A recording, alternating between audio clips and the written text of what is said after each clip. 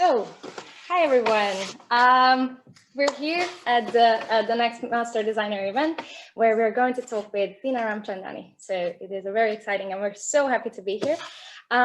So a couple of things, not a lot. I'm just going to, introduce this little event. I would really appreciate it if you could just, leave a comment in the chat so you can hear us, you can see us and everything. So that would be great from your part. Okay, so just something that I also told at our last event, why are we doing Master Designers? The answer is really simple. We want to, inspire interior designers and everybody who is interested in this wonderful design. And actually, we want to create a sense of community, even in these lovely COVID times that we're here. We have the same interest, and it's great to to have a discussion. So just a short introduction of us. Norbert, would you like to start? Hi. Okay. Well, my name is Norbert Horváth. I am the CEO of Vesta Home and the founder of Master Designers. I came up with this idea to inspire interior designers. Our goal is to create an international community. Yeah. Thank you very much. And hi, everyone. And my name is Fanny. I'm the main organizer of the event, and I'm also going to be your MC this evening. So that's about us. And we're actually from a company called Vesta Home, where we sell curtains in all shapes and forms. And we also do indoor and outdoor shading as well. And we also we love working with interior designers. So that's where the idea came, that we had a lot of interior designers that we work with, and they told us that they would love some inspiration from all around the world. And yeah, we have a taste for design, and we crave all those beautiful interiors that we contribute to, and also we love to make beautiful and functional homes at the same time. So that is why we're doing this event, and that is a short introduction of us. But we're not here for our sake. We're actually here to hear about Tina Ramchandani. You probably have heard a lot about her already, but just a short introduction. She's an interior designer from Manhattan, New York, and she has had her own design firm since 2014, which is called the Tina Ramchandani Creative. She has been featured in loads of very, very prestigious architectural and design magazines, such as Elle Decor, the Wall Street Journal, Architectural Digest, and so on. But I think the most amazing thing about her is that she actually set up her own style. So she loves minimalism, but she actually put another layer on minimalism, which she calls the soulful minimalism. And I think that perfectly describes her personality and her style as well. So I think that was a really, really inspiring thing that she actually came up with this. And she's going to talk about her style later on as well. So just about the event, we want to make this a discussion. So we want to make it, us talking with you. You can ask questions from us, but of course from Tina as well. So please leave your questions or thoughts or any kind of comments in either the Q&A section of Zoom, or what is even more exciting, I think, that you can actually ask your questions in person from Tina. So if you raise your hand, you can see a little symbol to raise your hand in the bottom of your screen. Then I am able to let you in and let you talk to Tina yourself. So I think that's really exciting. And basically, that is the only technical part about the event that I wanted to tell you. It's worth staying until the end, because then you'll see what else we have come up with. So yeah, that's it actually. And yeah, now I would like to give the opportunity to Tina to introduce herself. And let me just make that happen here. So Tina, can you hear us now? Hi, yes, I can hear you. Can you hear and see me?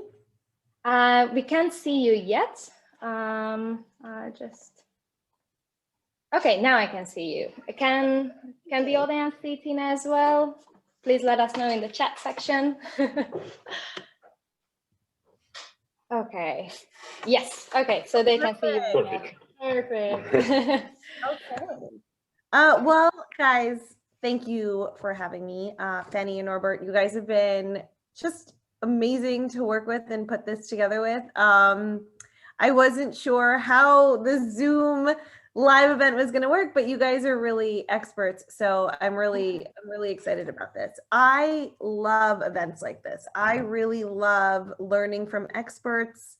For my own self, I think that it's really valuable to hear how other people approach the world, and even a little tidbit, I hear a little tidbit from someone and it changes my approach to everything. So I'm really excited. As Fanny mentioned, I have my own firm called Tina Ramchandani Creative, and I am based in Manhattan in New York City. I've had my own firm for over 6 years now. I think it's going to be 7 years in August, so 6.5 years. I have projects all over the East Coast and throughout the country as well. So we've done projects in Florida, in Los Angeles, and everywhere in between. So I'm very lucky to be thriving, especially in this insane world right now. So I'm really happy to be here. Where I came from, I don't find my own history particularly exciting. I grew up in New Jersey, so it's not really that exotic for me. I was raised in New Jersey, and now I'm living really only 22 miles from where I grew up. So it doesn't seem like a really big distance, but it is Manhattan. So it is a whole different world. It's a cultural experience. Before COVID, it was the city that never sleeps. So it's been wonderful to live here. And it's actually been a dream of mine since I was really young. I never knew what I wanted to do, but I knew that I wanted a job where I could get a coffee and walk down the street in the middle of the day and walk through Soho. And so I have that. I don't know how I did it, but I'm really, very thrilled about this. When I was growing up, I didn't know that interior design could be a career. And I don't know if anyone else that's watching has had the same experience, but I never grew up with interior designers. My family didn't hire interior designers. I didn't even know that it was a job. I was looking for something to do. I was constantly searching for careers. I was researching schools. Even when I entered university, I was taking all the standard classes that you're supposed to take, and nothing was really speaking to me. And I knew that if I went into any career that was being offered to me at that time, I would only be mediocre at that. That was something that I knew in my gut, and I did not know how to explain to anyone. Fanny is saying something weird is happening with your microphone. Now it's good. Now it stopped. So. I wonder what it was. How much did you guys hear? We heard it. It was just something in the background, some noise, but I think now it's perfect. Okay. Tell me if it happens again. I wonder what that was. Okay, so I didn't know, what I wanted to do, but I knew that all of the traditional career paths out there were not for me. My family traveled quite a bit to Dubai and India because that's where my extended family is from. On one summer vacation, we went to India and my cousin was getting married. And, we did all the festivities. That's all great. And after the wedding, we went to a hotel just for like a coffee. And, Indian people love to go out for coffee. So we went out for a coffee and we entered this beautiful hotel. At the time, it was a top hotel. Now, I think if we saw it, there are so many cooler things out there. But at the time, you walk in and there were layers and layers of seating and lighting and textures and materials. And it all led to a big glass wall overlooking the ocean. I was so enamored by this space. I don't know if it was necessarily the space, but it was the feeling that I got being in this hotel. I was excited and I was pumped to be there and I never wanted to leave. I was so excited. So I sort of figured out that whatever that feeling was what I wanted to capture. I wanted that feeling to be my career. So I got home, lots of research, and I figured out it was interior design. And I took some summer classes. I went to Chicago and I entered a design school program for the summer. And I learned everything. I learned drafting, and we were in a landmark building. So we were learning about the trim details and the columns, and it was all so exciting. And I felt at home. You know, I felt like I had found what I was supposed to do, and nothing else had resonated with me in a way that this had. So I just jumped in. I transferred schools, I transferred cities, I made a career change, and I dove all in, because that is, I think, the kind of person that I am.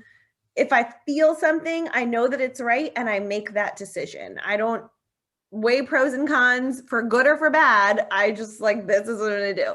So years later, I graduated with my bachelor's in interior design, and I was looking for jobs. And as people do when they're in school and they're young, you think you have a sort of path. And I thought my path was commercial interior design. So I looked for firms that could offer me that experience. And I found an amazing women-owned firm in Manhattan, because I was in Philadelphia. School was in Philadelphia. So I wanted to move back. I wanted to move to Manhattan. They started their firm when they were 25. There were two strong and independent and talented women. I'm still very close with them today. And because they are a boutique firm, I knew that I could gain lots of experience. So I jumped in with them. We did a little bit of hospitality design. We did corporate office design for some of the biggest financial offices in New York City. You know that we are a financial hub. So we got to work with great companies and great people.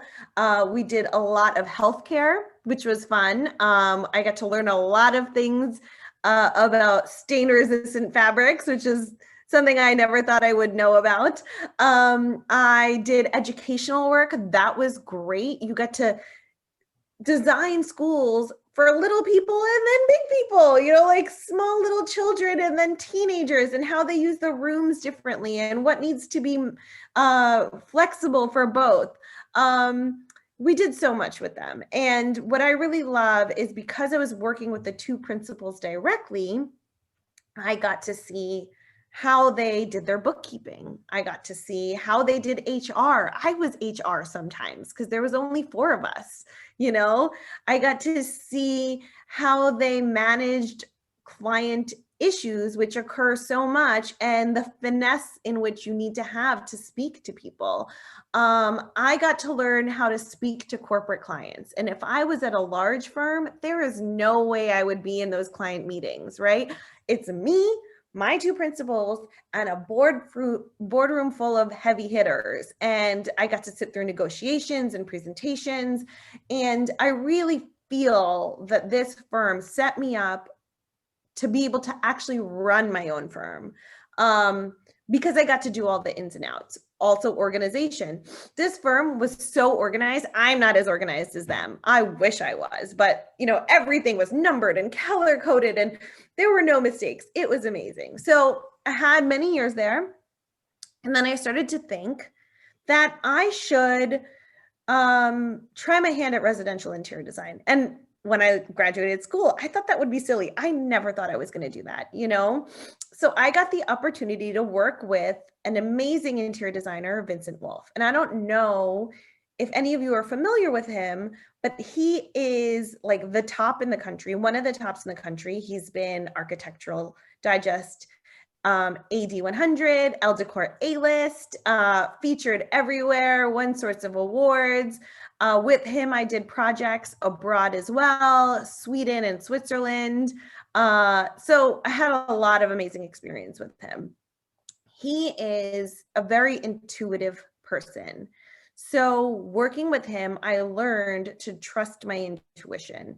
And I think that's a hard thing for a lot of people to learn. I don't know a lot of people that innately trust themselves because of, you know, things growing up. We're always told to do things a certain way or not to listen to your gut, but he is an intuitive interior designer. So I learned to trust my gut. I learned how he approached his signature look. And I also had a design blog at the time that was, you know, took me to design events all over the world. I was in Finland, I was in Germany. It was amazing. And through both of those experiences, I learned how to hone my design eye. I learned that I wanted to have a signature look and a signature point of view because I didn't want to just be a designer that comes into the world and does whatever somebody wants and then moves on, right? I want to be known for something and I want to give people something specific. So all of these experiences culminated in me forming Tina Ramchandani Creative in 2014. And now 6.5 years, like I said, I focused on my look, the soulful minimal look. It took me a little while to get the name, and everything else followed. So the business experience followed, figuring out how to hire, figuring out how to manage projects, all of that followed, but I never wavered on my signature look. So that is how I got here. I don't know if we want to stop for questions here or if I should move on to some of my work. I think we could see some of your work if that's all right with you, and then we can have questions after that. Let me try to share screen. I'm going to present and then tell me. Can you see the screen? Yes, we can. Oh, perfect. Okay. I have lots of notes here. So each of my homes, like I said, soulful minimalism. For me, it is creating homes that my clients can live in. They will be surrounded by the things that matter to them so that they can focus on the people that matter. I want the homes to represent me and them at the same time. My point of view with their vision. And we'll get into vision a little bit later on how I pull the vision out of them. But I'll go through some of these and what our beginning vision was and how we came to the end result. So, nope. Okay. So this is a master suite, a master lounge suite that we did in Soho. So this was actually a show house, which was really cool because I don't know if many of you are familiar, but when you do a show house, you basically get to pick your theme and pick your look and you don't have a client. So it's really cool because you're thinking outside of the box, but it's also really hard because there are no restrictions. So you kind of have to figure out your own restrictions.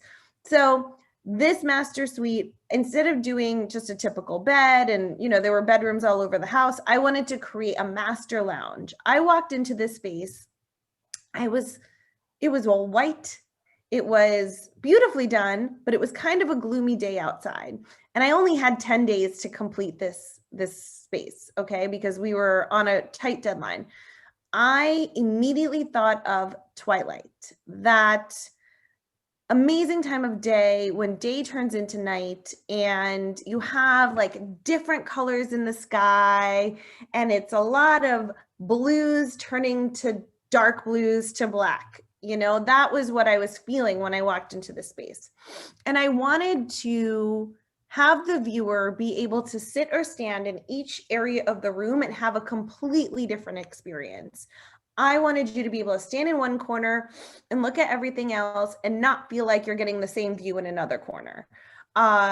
So we decided to do ombre. So we decided to do one color, you know, moving on to the next color, dark to light.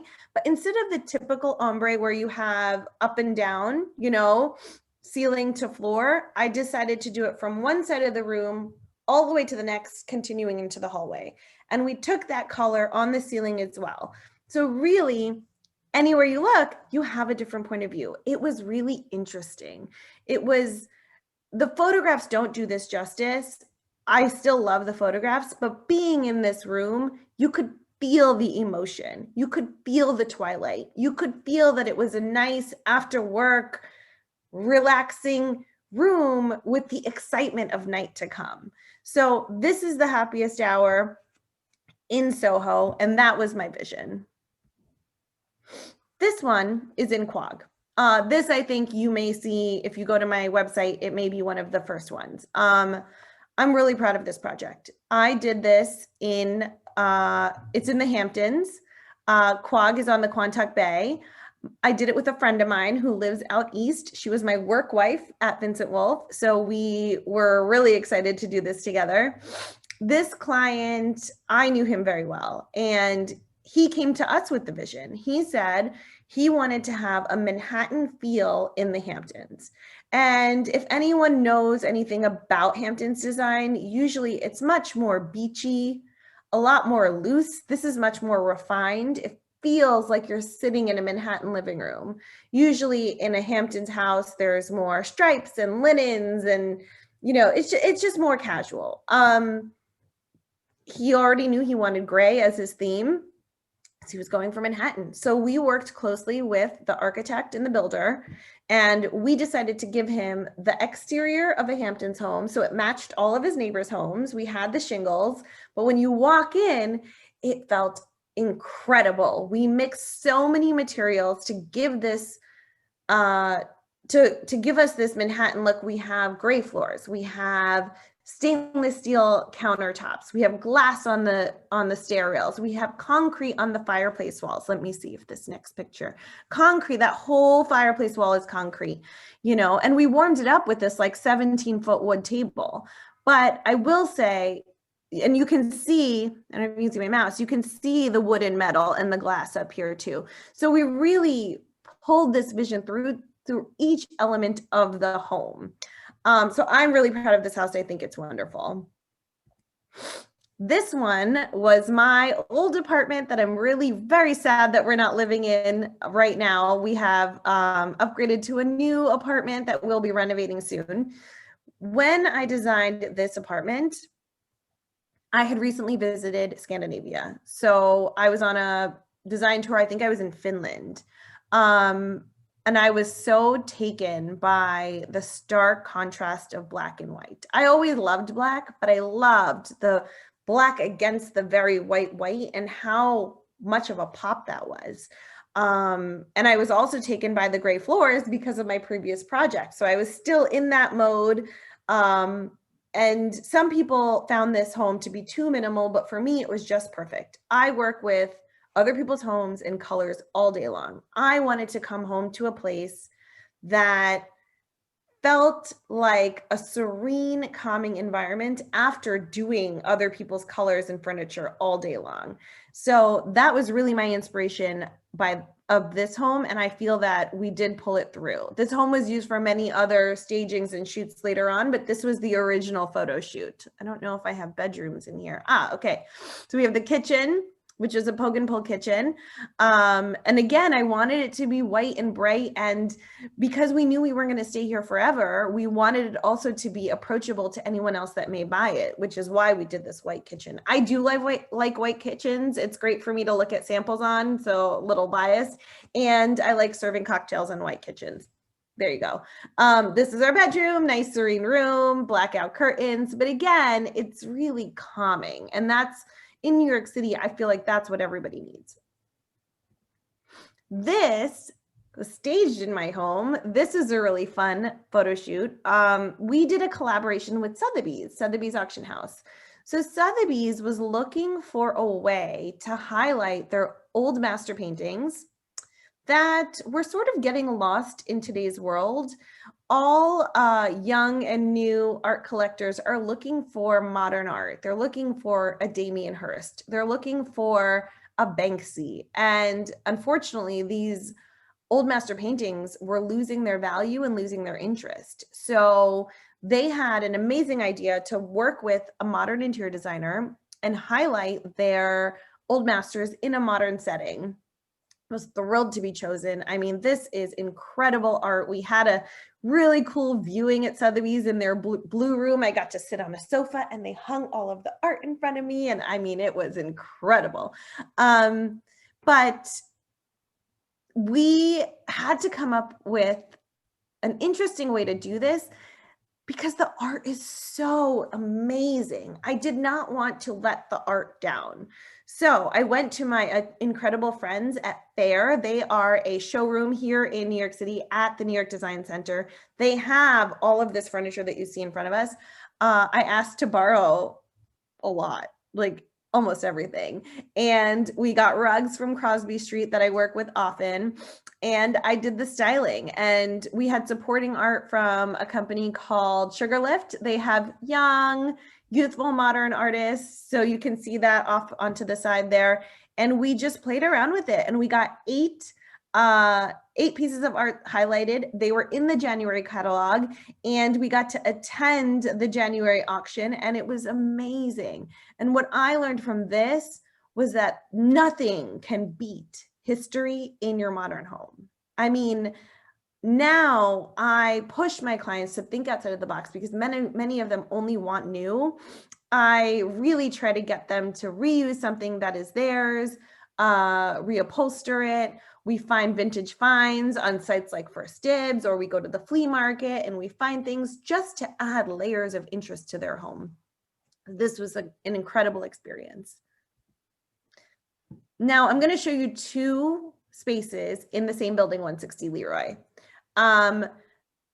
They're two very different clients. And it's interesting because I got both clients at the same time in the same building, but they were on opposite sides. So one is in the North Tower and one is in the South Tower. This client is out of state. They are originally from Manhattan or from Brooklyn. They're from New York City, but they live out of state now, and they needed a Manhattan location because the husband was traveling here for work multiple times a month. Obviously, times have changed, but when he was traveling here, they really wanted it to feel like a home for him, you know, not just a random apartment, because he was spending so much of his life here. And then there would be months at a time where he wasn't here. So we had to make it really easy and functional to use. One of the first things that they acquired was this custom Statue of Liberty art piece, which is actually made of keyboard keys, like typewriter keys, which you can't really see from afar, but when you get up close, it's absolutely incredible. And there is a message written to them in there, so you can get up close and find it. And that served as our vision, right? So we had this New York City feel with New York City skylines and an undulating building. So we picked this chandelier to go with the undulating building to feel like we had movement. We also did a curved sofa to, again, move with the movement, but yet still so neutral and serene so that the skyline could shine and this piece of art could shine. Here we go. Here's the other side of that room, so you can see that. So their vision was very clear from the beginning, and I think that we followed their vision very clearly, and they're really thrilled. And it's so different from the next home that I'm going to show you in the same building. So this client, another amazing client, they came to us from Puerto Rico, and this is their pied-à-terre. So unlike the previous client that was coming in often and, you know, using it as their home base while he went to work, this client was purely using the space for entertaining because they live in Puerto Rico. They have thriving careers in Puerto Rico, but they love coming to Manhattan and going to see Broadway shows and eating at our amazing restaurants and having cocktails with friends. They have friends in the neighborhood. So we needed a space that could easily entertain 4 to 6 people for a cocktail before going to dinner, you know, or where the couple could sit and relax before going to their play. This is not a permanent home. This is a pied-à-terre home that serves a specific function, and we designed it for that function. But the vision came to us before we even started working together, because they were in town for literally one day and they asked me to meet them. And I wasn't sure how this was going to work because they weren't coming back for several months. So I kind of put together a little presentation and I brought my agreement and I went over everything with them. And one of the first images that we both showed each other, it was the same image, was a living room with these cognac leather lounge chairs. Since we both had that on our boards when we met, that was our inspiration. So we took that cognac color and spread it through the house. It's still neutral and serene, but you can see cognac in the dining chairs. You can see it in the flowers and in the pillows in the back. And then we took cognac and toned it down into like kind of a khaki color for the bedroom. So the color continues, but it just continues in a softer way. I don't know if I have there you go. So you can see how it's still all kind of working together. And that was our vision, and that's how we pulled it through. And this last house that I'm going to show you before we open it up to questions is this house in Millington, New Jersey. So this was a really fun family home.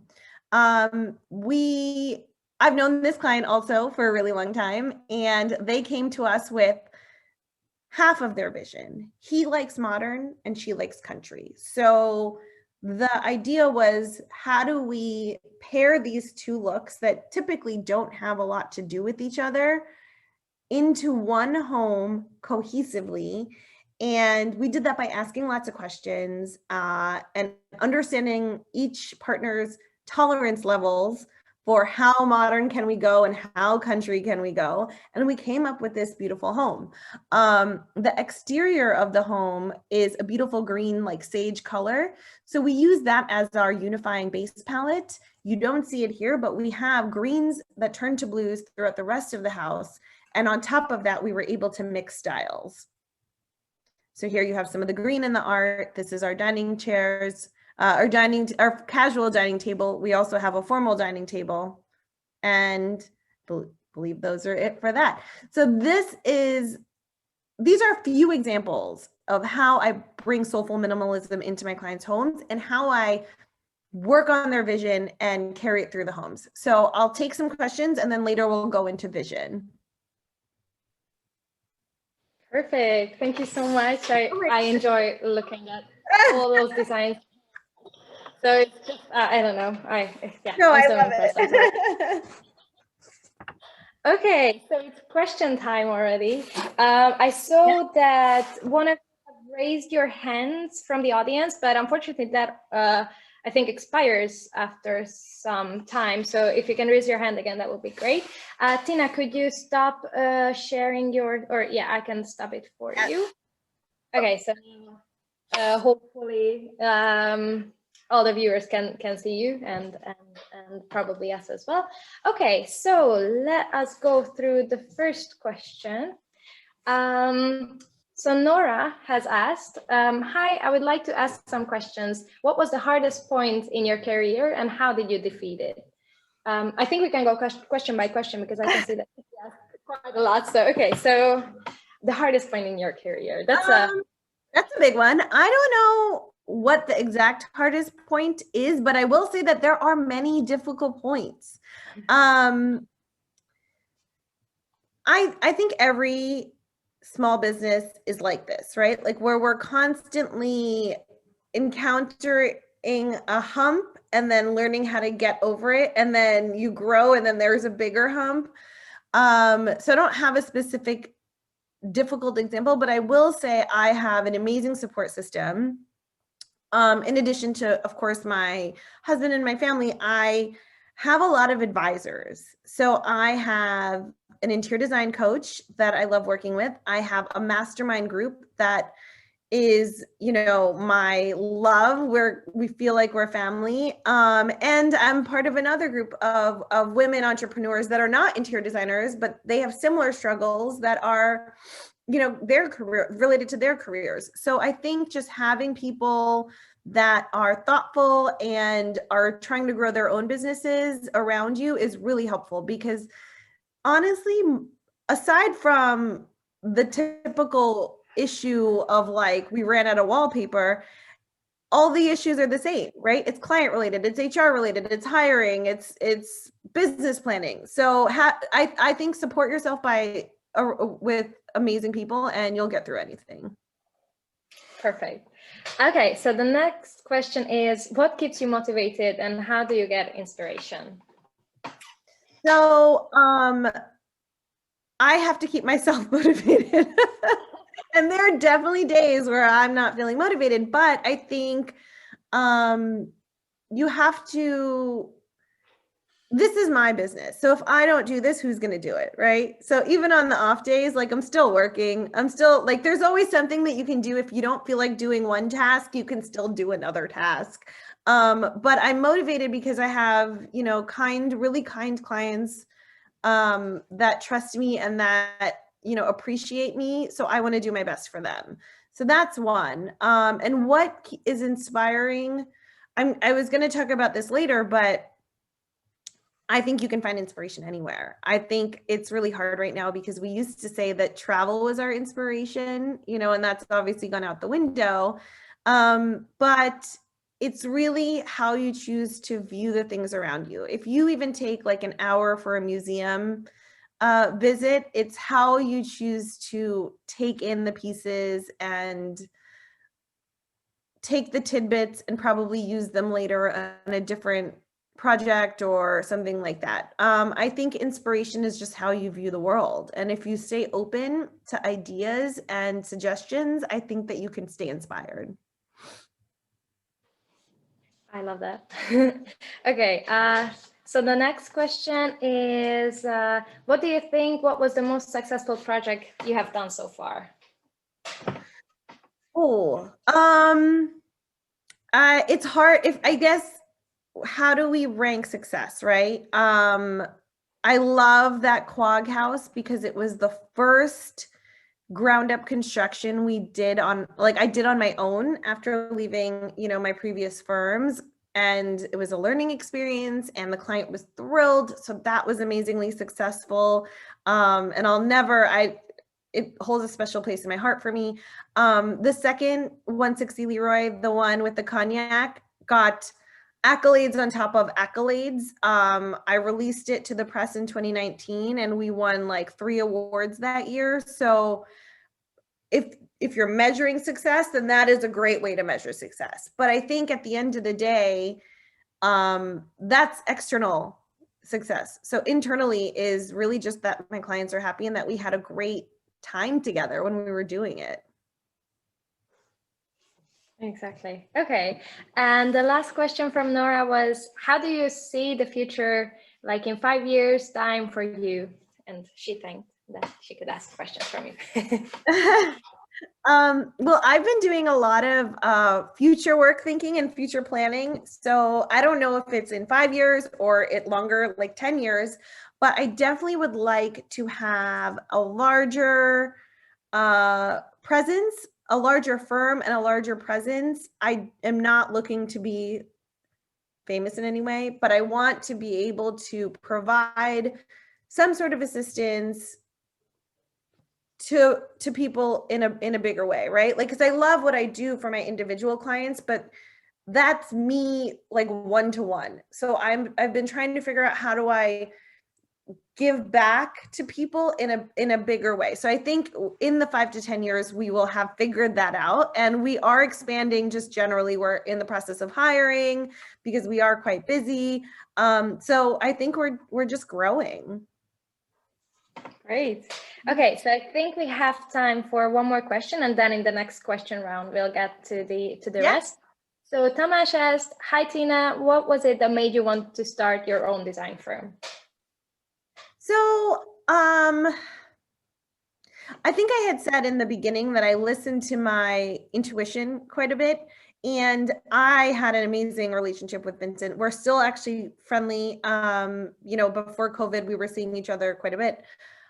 I only left because I felt in my heart that it was time to leave. You know, I did not want to work for another designer after working for him. I felt like I had been working for the best. I'm still in awe of him. But that's his firm. And I think I had reached a point where I can't kind of grow any further. You know, we were all managing our own projects. I was managing like 7 projects at a time by myself. So you know, how do I continue my life without feeling stagnant? And I think it was just time to start my own firm. So it was really very much just a gut reaction. And I think if I knew how hard it was, I would have hesitated a little bit more before doing it. But I'm glad I didn't know, because I'm really happy. Oh, okay. So great. I think then we would continue with the presentation, or the talk, and Yeah. then we have more time for the questions. Okay, great. So I'm going to talk about vision. So I know that that's sort of what we were planning for today. I have sort of touched upon it previously, but the big question for me is, how do you define and create vision for your client's home? For me, I think that every designer should go into a project with a vision in mind, or creating a vision. And I don't think it's just interiors. I think it's fashion. I think it's, every kind of design. When you're creating something, you need a starting point.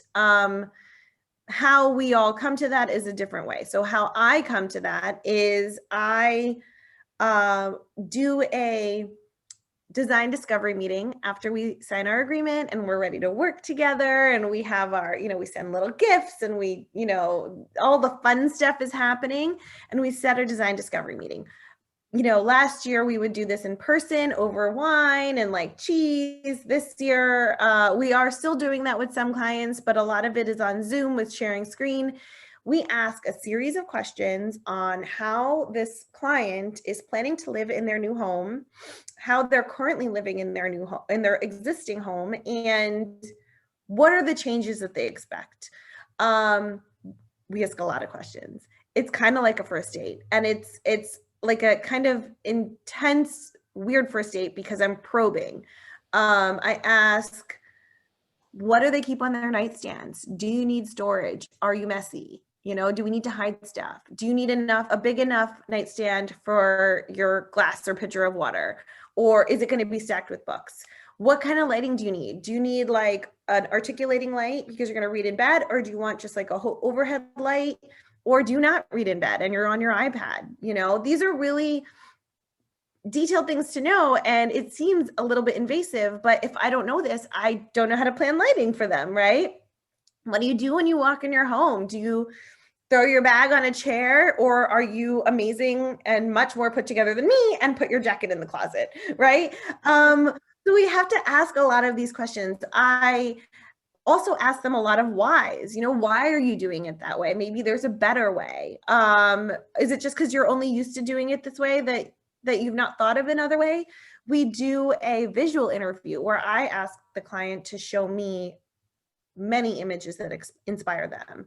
I put together a deck of images, and we share screen, and we talk about what they like and what they don't like about each image. I ask them why they like it or why they don't like it, because again, that helps me understand what they really want.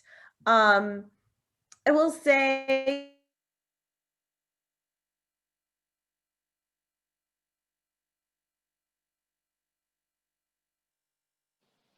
Okay, something happened.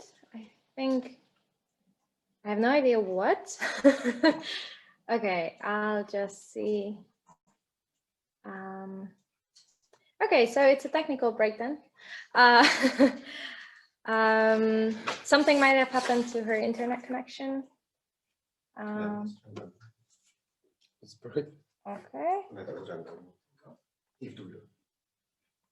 She has to sign in to Zoom.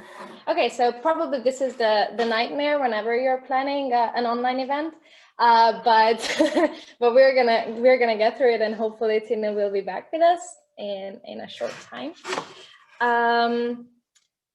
Until then, I think I'll just I'm sorry, I'm just doing some technical stuff until then, trying to get her back into the meeting.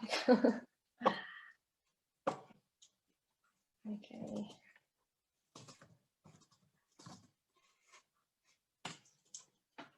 So.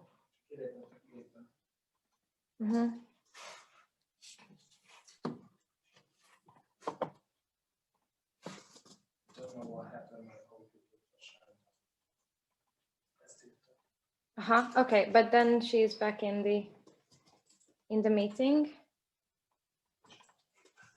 Okay.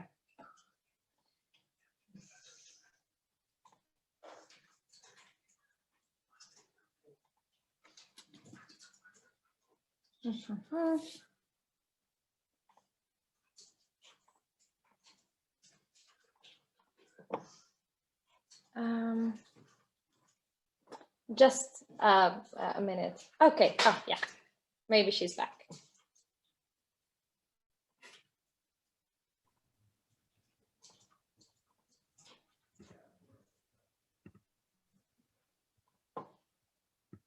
Tina, are you? Ah, thank God. Okay. So sorry. That's all right. God. Okay, the whole thing just shut down, but my computer's fully charged. So I'm sorry. That's all right. Okay. Cool. Okay. Should we just pick up where we left off? Exactly. Right, okay. So again, terribly sorry. I think we were talking about the design discovery meeting and the visual interview, right? So I will say that during the visual interview, I show several pictures, I look at their pictures, and I really need to know from them why they like something more than just it looks great, right? Is it the color palette? Is it the sofa arms? Is it the art on the walls? Do you like the rug? So this is a very long meeting. We're asking things in detail because in order for me to fully design and fully understand this client, I need to know everything about them, and it's intense. You know, it's definitely 2 hours. If I can stay with them longer, I will. So that's our design discovery meeting. Then I regroup. I write down all of my notes because I'm scribbling everywhere, and usually I have a designer with me and she's taking like better notes. But I have my own like mental way of doing things. So I regroup, I write my notes down either that day or the next day, and then I step back. I let it all sink in. And, you know, I kind of, in the back of my mind, am thinking about what they said, how they said it. It's a lot of intuition. A lot of what we do is intuition, you know, because somebody's saying one thing, but they're showing us something else. And we have to interpret how much do they want this other thing that they're showing us, even though they're saying something else. So I'm thinking about it. And then I go back a few days later and I then start putting it together. So that's what we call our vision. We present the vision. I've narrowed down the photographs to about 3 to 5 of our favorites. I start working on color scheme. I start pulling images of other things that are not necessarily interior images, like maybe it's a scene from a city, or maybe it's an outfit or whatever it is. But if it represents what we're doing, it goes on the board. They usually have a couple keywords that they're talking about. So we've written down their keywords. Sometimes those go on the board. Sometimes they have hero pieces. I have an example. I went to a potential client this week and he had the largest fish tank I've ever seen, and he wants it in his new home. So if we decide to work together, that fish tank is going to be front and center on his vision board. So we have to figure out how this thing is going to work and everything else that we're doing. So images, words, colors, hero images, we put all of that together. We have a deck, which is our vision deck, but we also have a 1-page vision summary. So that is what we present to the client. And we keep that top 1 page on top of all of the rest of our presentations that go out, right? Internally and externally. So as we're designing, we go back to our vision board. If something feels off track, if the client finds something on their own when they were shopping that they really shouldn't be shopping without me, I say, here's your vision board. Does it work? You know, or do you want to change the vision because this is what we've agreed on?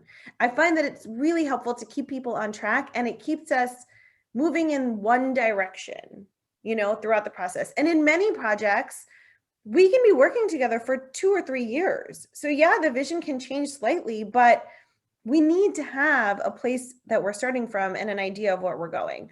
So that is really how I come up with the vision. like I said before, the vision could be anywhere. We started to talk about inspiration, right? Soho Twilight was my inspiration. I've obviously been noticing the colors of Twilight my entire life. You know, it's something that has just been in the back of my mind. I walked into that room and I was like, this is it. This is where we incorporate Twilight. When I was doing my own home on 10th Street, I had recently been traveling and I had like, I want to do a minimal home. I want to do a black and white Scandinavian look, but in a New York way. So that was in the back of my mind. And I was like, this is my home. I can do it, you know? So you're looking at inspiration every day. And it's just keeping those tidbits of inspiration with you and then merging it with this vision that you're getting from the client. Because again, it's my look, but it's their home. They're coming to me for my look and I'm interpreting what they want in my way. So I think that is really the overall approach to vision, but I'll stop and see if anyone has questions. I'll move on to experience in the home after this, but does anyone have questions about the vision? I believe they will. Okay, so I don't think we're gonna go, I'm just seeing if there's anything, you know, just about vision, but maybe we'll just go, you know, sorry. So the questions that came first, then we'll answer them first. Yeah, definitely. So yeah, is there any style apart from minimalism that has a big influence on your work or your way of designing? Well, I really love all styles. So I would never say that I dislike anything. I think as a designer, you can walk into any space and truly appreciate the effort and the level of detail that has gone into it. The modern and minimal is just what I prefer to design with. But you know, there's the Art Deco stuff that I think is also really fun.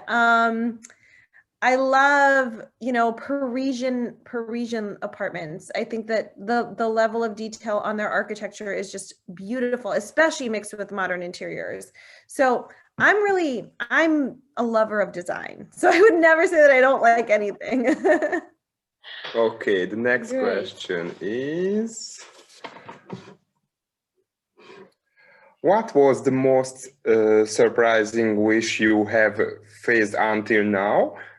And if you thought it would not have been a good idea to implement, how did you convince the client about a different, more effective solution? What was the most complicated project? It says that what was the most surprising wish you have faced until now? So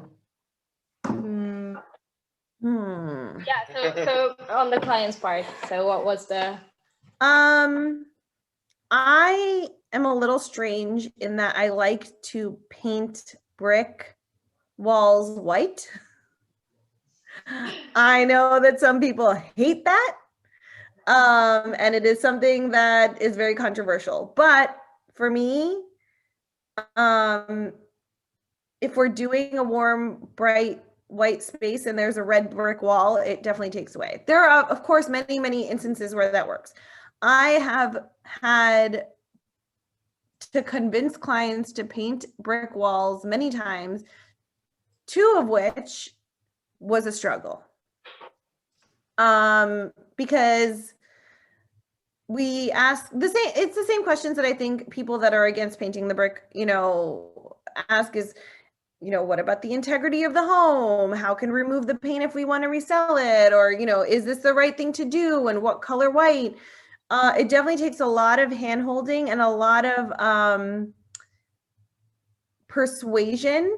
And if ultimately the client doesn't want to do it, that is up to them. You know, I've painfully learned over the years that although this is my baby, this is their home. So I have to let go a little bit of like the decisions. But we do things like, you know, little mock-ups in Photoshop to show them the difference. Sometimes we'll do 3D renderings to show them the two ways it's going to look. And I think a lot of the time, in addition to the moral question of should we paint brick, is it going to look good? And what am I doing with my life? So I think that the mock-ups really help. But for some reason, painting brick, there's a lot of brick in Manhattan. And even out east in the Hamptons. And that is a big thing for us. Okay, the next question, I think people, you know, upload the questions. So it's great that you can, you know, show which one you find interesting, because I'm pretty sure we won't have time for all the questions. So make sure to upload the ones that are interesting. Edith is asking, what are your deadlines for an average family house? So 3 bedrooms, living room, kitchen, bathrooms. How much do you need for planning from the interview to the implementation? I think decorative and gut renovations or new construction is different. But for decorative, looking this again, 3 bedrooms, we would need, without any hiccups, 3 to 4 months to plan for decorative, you know. I'm including, let's say 3 months if we're not doing decorative. If we're doing construction, if we're doing a new kitchen, we're doing new bathrooms, that can take even longer. We can probably get it done in 4 months if we have, you know, nothing else on the radar, if we're slow in other projects. But it also, there's just a variety of factors, right? Is there an architect involved? Are we coordinating with them? You know, how are we getting pricing? I don't know how it works over there, but here we need permits for everything. So, you know, how long does it take to get permits from the city, from your town, from the building if it's, you know, an apartment. But for me, planning process is 3 to 4 months, in addition to other people's factors that can prolong that. Okay, perfect. Ilda is asking, hi Tina, super presentation, really enjoying it. A question, does it happen often that the client is not fully satisfied with the outcome of the work and it needs adjustments? That's one question, and then I'll ask the second one. It does not happen often because we're presenting our vision at the front of the project. I think we take, okay, I really thought that I ended this, you guys. I'm sorry. Can you hear that? I'm having all kinds of things today, guys. Just ignore it. Fanny knows that I'm like the worst technology person in the world. So just gonna power through this. Guys, I'm terribly sorry. It's fine. It's really not fine. But at least we can see a bit of your day as you know, working, and we can how see it how goes. I know. I did turn off notifications. So tell me the question again. This was it was has it ever happened that a client was not fully satisfied? Okay, so yes, there are obviously instances where people are not satisfied with things. We do a very thorough job on the front end with our vision. And I think that helps everybody understand what we're striving towards, so that there's less issues on the back end. If for some reason the vision changed or the client changed and didn't tell us that they no longer like the vision, that's when the issues occur. So now, if we have any issues, typically it's with one particular piece instead of the room as a whole, because we have made it very clear on what the room is going to look like, what elements we need to achieve this look. You know, they get to see and touch everything. They see the carpets and the rugs and the furniture fabrics. So they're very well aware of everything before anything is purchased. And we don't purchase until we've designed the room completely, even to the point where we throw in a couple mini accessories to kind of elevate it. Then we purchase. And then we install all at one time. So I think that is really helpful for the client to see it at one time. If you see like the rug, then the sofa, then the chair, you're never happy because you don't understand what it looks like. So yes, there have been instances where they say, I don't really love that coffee table. It doesn't look like what I thought it was going to look like, but it's not where, oh my God, this room is not what I wanted, you know? So thankfully, we're not there. Yeah. That's great. Okay, so next question. Okay. What would be your tips for a new and interior designers? For young interior designers, Yeah. experience. I would say when I was in design school, I made it my mission to get as many internships as possible because I wanted to learn every different type of design and design office. Did I want to work in a big office or a small office or residential or commercial? So I really made it a point to do a lot of that. And go to all the trade shows. I mean, I know, you know, it's a little hard right now, but everybody's doing things virtually. You have to see things, you know, you can't just shop online. So you have to see how furniture is made and how they're put together and what do the pulls feel like, and go to construction sites when you can and understand how things are actually made. I think that experience is not something that you get in school. So whether you decide to go to school or not, pros and cons of both, but the knowledge and the experience is what will get you through and make you a better designer. So that is definitely my advice.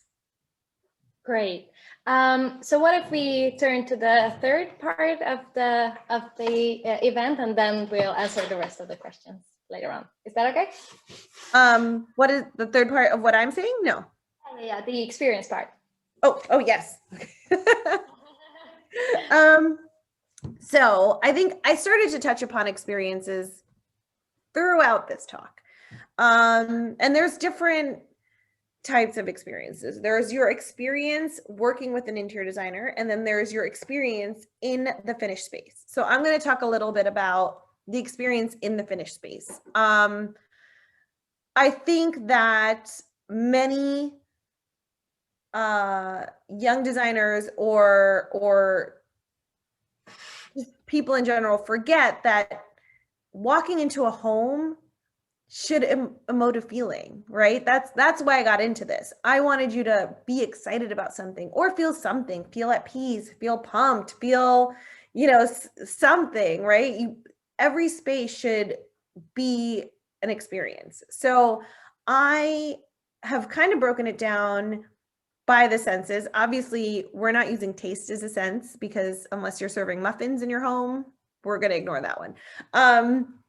So sight, obviously, that's, you know, the main sense that we have here when we're walking into a space. I really like to make sure that each angle of the space has its own viewpoint. So if you're sitting in a sofa, what are you seeing over here versus what are you seeing over here? If you're sitting on the chair, what else is happening around you? You know, I want every point in the home to have its own interesting thing, so you're constantly surprised and amazed.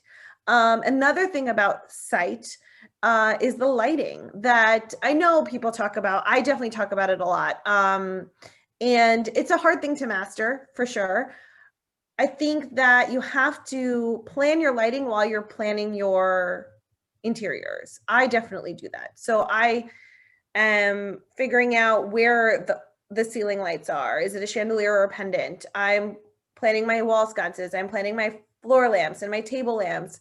I really like to have different points of lights throughout the room. So no matter where you're sitting, you might have like a moodier light in the chair and a more grand light over the dining table. And I like to have all of these on dimmers so you can change the experience and the mood for different things, right? You're hosting a dinner party, we're going to dim the rest and maybe brighten the dining table. We're having a cool party where people are walking around, everything's dimmed, you know? But it's because you're dimming at different points that when you walk in, the pools of lights are very exciting. So that's for sight. That I think it's kind of a given, but I think it was worth repeating just in case you haven't thought about it. That's the main sense. The next I think is touch. So we all talk about layering. Layering textures is so important. And whether you're using patterns or not, I'm not the biggest pattern person. It is the texture of a fabric, the texture of whatever the surface is. Is it a stone table, a wood table, a glass table, a resin table, what's going on your walls? Like I showed you that concrete fireplace wall, that was an amazing texture. Textures in your arts. So don't forget about, in addition to your rugs and your window treatments, sometimes you can have photography, which is like a flat texture. You can have textile art, which even if you don't touch it, you can see the texture coming out at you. A mixed media art is very textural. Painting, what kind of paint is it? Sometimes when you have those acrylics, it like comes out a little bit. Texture is so important. Touch is so important to experiencing a room. And again, this is not like, I'm not sharing anything completely new. I think it's just something that needs to be thought about, right? None of this stuff is groundbreaking, but I think that as you're designing, if you learn to think in those ways, it really changes how you approach each item. Scent. I'm a little bit of a candle hoarder. I think most designers are. I love scents in my home. I have a couple signature scents that I go to. But after you intimately know your clients through this discovery meeting, you also understand what scents they like. Are they like a musky, foresty person, or do they like the light florals? And if they like both, what scent goes in what rooms? So when I accessorize, I'm always adding scents to the rooms so that they have it there for when they entertain, and each scent is going to be different, right? Like, do we have one scent throughout the entire house, or do we have the scent to match the room? And then the last one is really, of course, candles, but there's incense and there's diffusers and there's all kinds of things. So don't just it's not all candles. The last thing is sound. And I kind of think this might be the most important. We discuss sound from the onset of our projects, because we usually have an AV vendor, because we're doing more than just sound. We're doing the televisions and the lighting, and the thermostat, and are we able to change the temperature from another location? But placing speakers is one of the first things that we do, after we've done our floor plan and our lighting plan, we really focus on speakers, because I want to make sure that in each space, the sound is great and you can hear the music or television throughout the flow of the house. Some people also like music to change as they move room to room. And this is great for when you do the big reveal, because you have a scent in each room and you have a sound in each room. And because we've now gotten to know our clients, we can understand what their playlists are and pick their favorite music for our initial walkthrough and make it different in each room. So I think like it's a lot about personalization, but it's a lot about touching on these things. So everything that I've spoken about was much more geared towards private spaces. Public spaces, we've done public spaces as well. We've done show houses, we've done tabletop events for charity, and we utilize all of these same elements when we're doing those spaces. But instead of doing it for one particular person, we're following our theme, right? Like that Soho location. So we're picking scents and sounds and textures to follow those themes. And it's really fun to see how a guest that you've never met before reacts to the things that you put out there and what they're attracted to and what they're like, could have been a different music playlist. But that is the experience. And I mean, this is just, I'm only speaking about the experience of when you turn over your home to the home to the client, but they have to then carry that experience in the home with the rest of their guests. So you're also teaching them how to have that experience and put that on display. So that's my summary of that experience, but I'm happy to chat about it more. Great. Okay. So I think we'll move on to the questions, and then we'll have some time to go through maybe the other part of the experience. So that would be great. Okay. So Francisca asked, how do you stay on top of things? For me, as an architect student, time management is the biggest challenge. It's really I think we can hard. really My first job at the commercial interior design firm, they were very strict about time management. We had to record our time in, I don't even know. I do 15-minute increments right now. I think it was even less than that. I think we were maybe doing 6-minute increments. I can't remember at this point, but being forced to record your time in small increments really helps you understand at the end of the day how much you've accomplished or have not accomplished. And we bill for time. So I still track my time diligently. Managing my time, I like to do time blocking. So throughout the week, I have in my calendar from like the week before hours that I'm going to work on certain clients. So it gives me the time to work on their work, because otherwise you're going to be putting out fires all day long. So pre-scheduling the client work time and tracking the time has been really helpful. And then at the end of the month, I try to, when I have time, analyze how many hours I've used and how many hours I've wasted. And it's a hard thing to see when you've seen how much time you've wasted, but it helps with the next month, because at least the first week you kind of start off geared up to like kill it. So I think it's really helpful. Great. Okay, next question. Okay, next question is, Rina asks, what would be your dream project? Dream project. Oh, I really love new construction projects. So I would love the opportunity to do more of those. I'd love to just continue to do them out of state. I have plenty of projects in the New York, New Jersey area, but I'd love to continue to do more homes in LA and more homes in Florida. I think for me, that's fun. You know, it's really fun. And I love traveling, so yeah. Okay, thank you. Okay, next one, maybe this one. Okay, next question is Sylvie. Hi, Tina. I would be just curious how COVID situation affects your projects and the daily work. Yeah. We're pretty much back to working. I mean, New York shut down early. We shut down in mid-March. So most of my projects stopped. There was one project that we had recently ripped out her kitchen the week before, so we could not stop. The poor woman did not have a full kitchen until August. So that was difficult, but everything else stopped. And then around July, August, it started to pick up slowly, and now we're back in full swing. We're working, you know, construction is going on in this tri-state area. We're obviously being careful. We're doing as much remote as we can. Like I said, we're doing our Zoom meetings with clients if we don't have to be on site. But when we are on site, everybody's careful. We're wearing masks, you know, sanitizing, and everybody has to fill out their COVID forms. We all have to get our temperature taken when we enter buildings, but it's kind of a weird new normal. And so we're pushing through.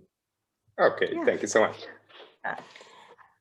Okay, another question from Sylvie. Hi, I would like to ask, how do you handle the situation when a client asks and insists something that you really don't like, color, material, furniture, lamp, and so on? What is your strategy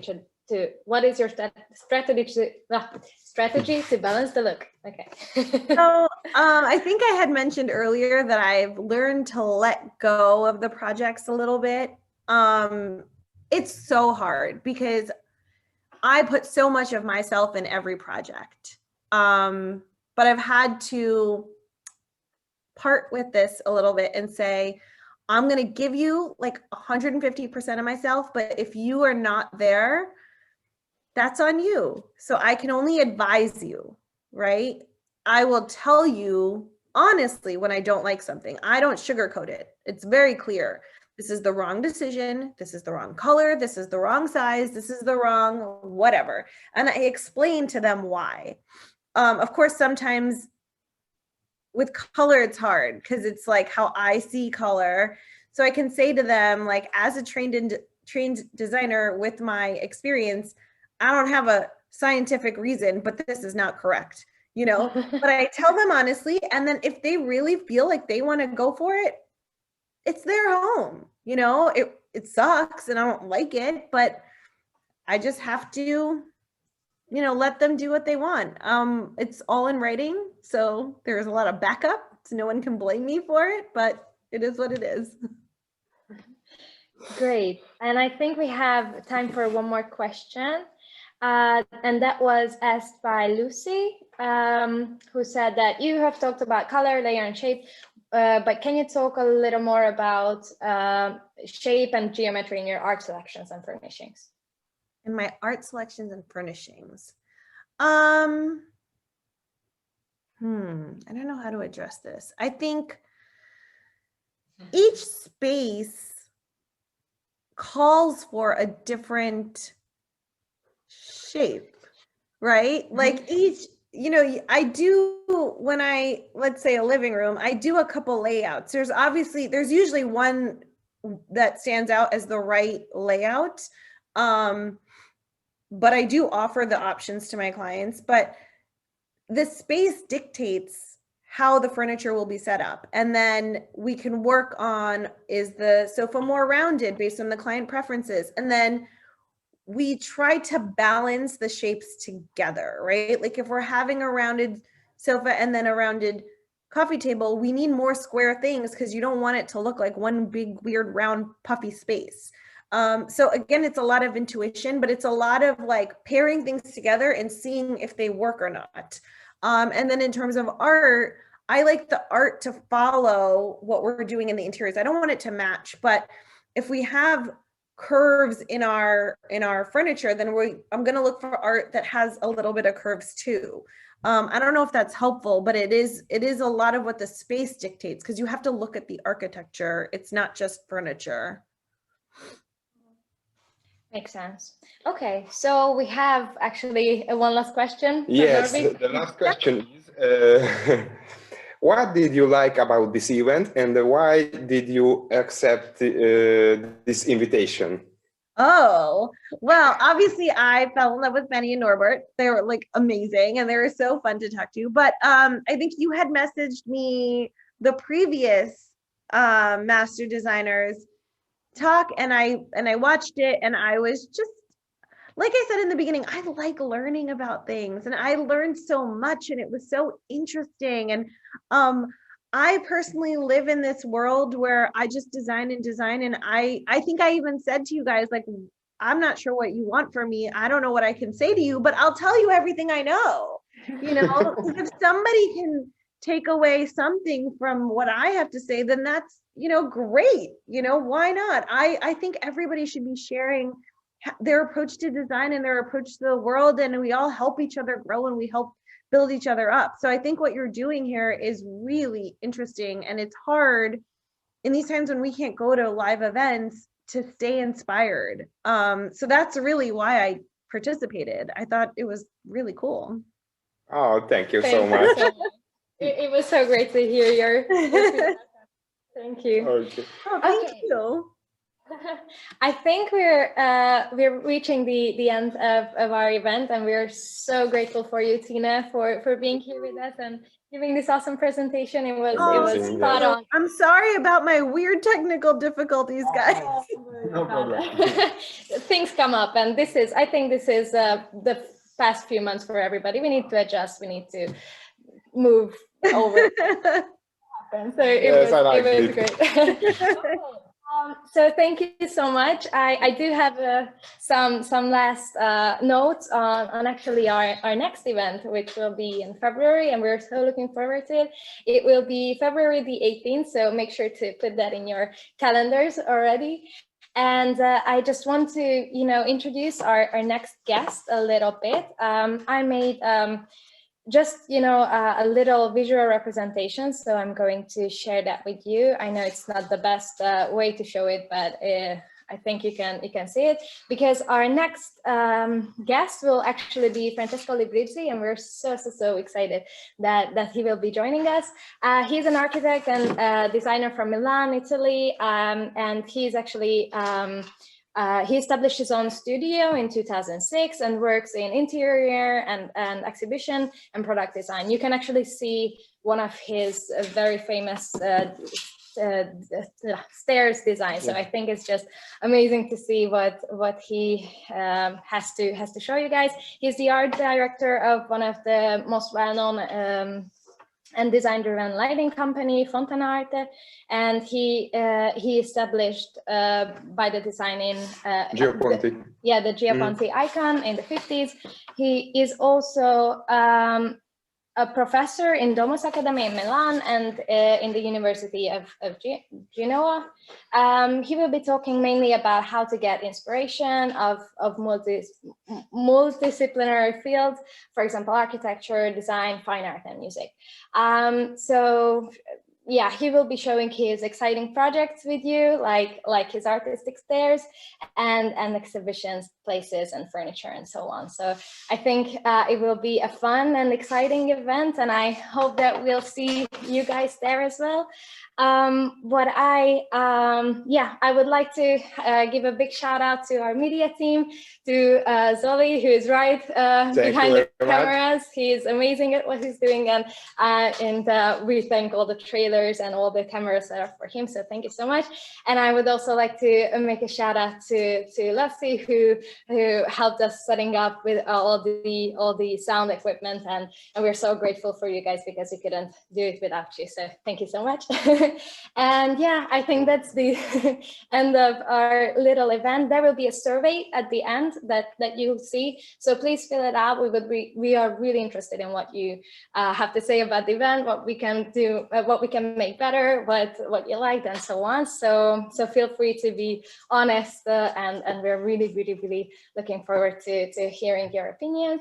And yeah, we just want to thank you for being here. Thank you so much for being here. Yeah. And have a good night. Yeah, have a good night, and see you in February.